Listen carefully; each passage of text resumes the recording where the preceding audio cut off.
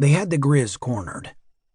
Late the previous day, after interrupting the massive bear's feed on a young beef he'd dragged away from one of the ranches out on the flat, they'd driven him into a wide-mouthed box canyon in the Vieja foothills. Before they were able to get a clear shot at him, though, he disappeared into the underbrush and trees back deep in the canyon. Since going into a thicket after a riled Grizz ranked almighty close to a death wish, they decided instead to back off and settle for waiting him out. With high steep cliffs rising out of the thicket on three sides, the bear had only one way to go when he got thirsty enough or hungry enough or mad enough at the thought of that half-eaten beef he'd been chased away from. And when he made his move, they'd be ready. Hopefully.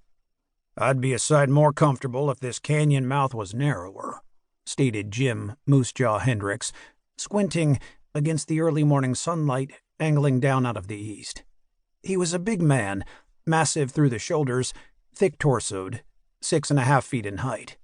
His broad, fleshy face showed its share of wear and weathering, yet still belied his nearly 50 years of age.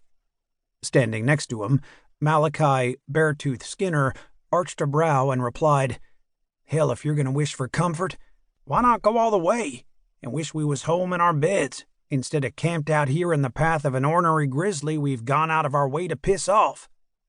Skinner was right at the 50 mark, age-wise, maybe a year or two one way or the other. He'd lost exact count somewhere along the way.